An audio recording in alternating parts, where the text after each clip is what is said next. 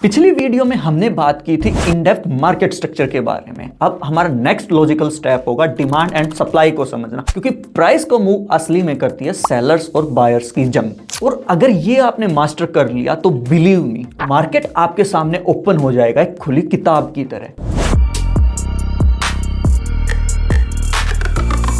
Guys, इस point का ध्यान रखना, अगर ये आपको समझ आ गया तो मार्केट आपके कब्जे में होगी। सपोज ये हमारे पास यहां पर डिमांड है एंड यहां पर हमारे पास सप्लाई है। इन दोनों के बीच हमेशा टग ऑफ वॉर चलता रहता है एंड इस टग ऑफ वॉर पे डिपेंड करता है हमारा प्राइस। डिमांड है तो डायरेक्टली हमारा प्राइस डिपेंड करेगा, अगर सप्लाई है तो इनवर्सली। ओके, वो कैसे करता है मैं बताता हूं। सपोज करो अगर डिमांड जीत रही है तो हमेशा प्राइस ऊपर जाएगा। अगर सप्लाई जीत रही है तो हमेशा प्राइस डाउन आएगा। रीजन क्या है? डिमांड हमेशा जब बढ़ती है जब बायर्स होते हैं एंड सप्लाई हमेशा तब बढ़ेगी जब सेलर्स सेल करते हैं, प्रॉफिट गेन करते हैं।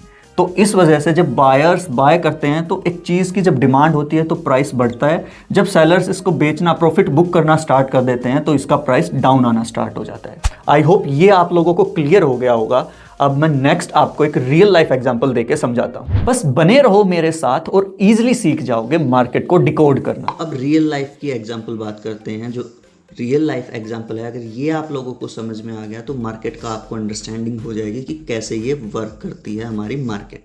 सपोज करो ये अपना एक एरिया है, इस एरिया में काफ़ी सारे सोसाइटीज़ हैं, काफ़ी सारे घर हैं एंड यहाँ पे एक मिल्कमैन आता है जो 75 पर रुपीज़ लीटर मिल्क बेचता है। यहाँ पे अगर आप देखोगे तो सप्लाई देने वाला सिर्फ एक बंदा है, सिर्फ एक मिल्कमैन है एंड ये एरिया जो है सपोज करो 200 हाउसेज का है। तो जो डिमांड है वो है 200 की। एंड मैंने एक चीज़ आप लोगों को बताई थी कि सप्लाई एंड डिमांड के बीच टग ऑफ वॉर चलता रहता है। अगर डिमांड जीतती है तो प्राइस जो है अप जाता है, अगर सप्लाई जीतती है तो प्राइस जो है डाउन आता है। तो अभी यहाँ पे डिमांड जीत रही है एंड ये देखते हुए ये मोनोपोली करता है अपना। अभी एक ही बंदा है तो ये 75 से क्या करता है 80 रुपीज़ पर लीटर लेके आता है। अब भी लोग ले रहे हैं क्योंकि डिपेंडेंसी इसके ऊपर है, फिर ये सीधा डायरेक्ट 90 रुपीज़ पर लीटर कर देता है। अभी लोग इसी से ले रहे हैं क्योंकि यहाँ पे इसकी मनमानी चल रही है, क्योंकि सिर्फ ये एक है। ये अगर 100 भी देगा तो लोगों की मजबूरी है, वो लेंगे। लेकिन ये देख के कि यहाँ पे 90 रुपीज़ पर लीटर वो बंदा दे रहा है, तो जो बाहर के दूसरे एरिया के मिल्कमैन है वो ये सोचते हैं कि क्यों ना हम भी यहीं आएँ एंड यहाँ जाके हम भी 90 रुपीज़ पर लीटर देते हैं, हमें भी अच्छा खासा प्रॉफिट होगा। तो वो जो बाहर के जो मिल्कमैन थे, 10+ मिल्कमैन यहाँ पे आते हैं एंड जैसे ही वो 10+ मिल्कमैन आते हैं वो 90 रुपीज़ पर लीटर देने लग जाते हैं। एंड अब इससे क्या होता है कि इससे जो डिमांड ज़्यादा थी उसका मोमेंटम शिफ्ट होकर अब सप्लाई ज़्यादा होने लग जाती है। डिमांड 200 थी पहले एंड एक बंदा जो है सप्लाई कर रहा था। अब क्या होता है कि डिमांड 200 है बट ये 10+ में जो है बढ़ जाती है। तो इससे अब क्या होता है, इससे इम्पैक्ट ये होता है कि जो ये एक बंदा था इसका जो डिमांड है वो कम होने लगता है, क्योंकि लोग दूसरे मिल्कमैन के पास जाने लग जाते हैं। तो ये क्या करता है कि 90 रुपीज़ पर लीटर से वापस ये बोलता है कि मैं 85 रुपीज़ पर लीटर सबसे सस्ता दूंगा, आप मेरे पास रहो एंड और बंदों को भी लेके आओ ताकि मेरी डिमांड बनी रहे। ये देख के बाकी के लोग भी यही कर देते हैं कि हम 85 रुपीज़ पर लीटर देंगे। तो अब जब सप्लाई ज़्यादा हो जाती है तो प्राइस गिरना स्टार्ट हो जाता है। पहले उसकी मोनोपोली थी, वो अकेला बंदा था, अब बाकी लोग भी आ गए तो उसको कंपटीशन मिल रहा है एंड कंपटीशन मिल रहा है तो वो कंपटीशन में ऊपर रहने के लिए, अप टू द मार्क रहने के लिए प्राइसेस अपने डाउन कर रहा है। बट इससे भी बात नहीं बनती है, तो वो क्या करता है, वो 75 रुपीज़ पर लीटर देने लग जाता है। बोलता है कि भाई अगर वो 85 दे रहे हैं तो मैं अपने ओल्ड रेट्स में दूंगा एंड मैं 75 रुपीज़ पर लीटर दूंगा। बाकी के मिल्कमैन जो हैं वो भी क्या करते हैं, 75 रुपीज़ पर लीटर देने लग जाते हैं, क्योंकि इन लोगों के बीच कंपटीशन हो रहा है एंड डिमांड एंड सप्लाई के बीच इम्पैक्ट पड़ रहा है इसका। यही सेम चीज़ मार्केट में होती है। वो कैसे होती है चलिए मैं समझाता हूँ। चलो आप लोगों को ना एक ग्राफ के जरिए समझाता हूँ। जब तक किसी चीज़ की डिमांड है तो प्राइस उसका बढ़ता रहता है। सपोज यहाँ पे मैं प्राइस ले लेता हूँ 75, 80, 85 और 90।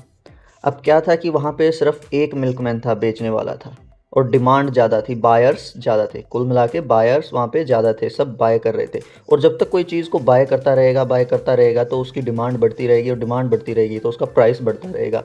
तो 75 से 80 हुआ, 80 से 85 गया, फिर 90 गया। लेकिन जैसे ही सेल करने वाले बढ़ जाएंगे, सप्लाई देने वाले बढ़ जाएंगे, तो प्राइस डाउन आने लगेगा। कैसे?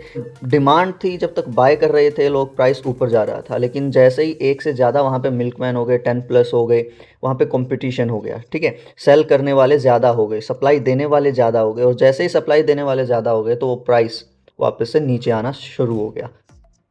तो ये होता है डिमांड एंड सप्लाई मार्केट में भी सेम, कि जब तक डिमांड है तो स्टॉक का प्राइस बढ़ रहा है, जब तक बायर्स बाय कर रहे हैं तब तक स्टॉक का प्राइस बढ़ रहा है, और जैसे ही बायर्स ने बाय करना बंद कर दिया, मींस उसकी डिमांड खत्म होने लगी, डिमांड खत्म होने लगी तो सप्लाई ज़्यादा होने लग गई, और सप्लाई ज़्यादा होने लगी तो इट मीन्स सेलर्स अपना प्रॉफिट बुक करने लगे, एंड उसको सप्लाई ज़्यादा हो गई एंड उसको बेचने लगे, तो उसका ऑटोमेटिकली प्राइस जो है वो डाउन आना स्टार्ट हो जाता है।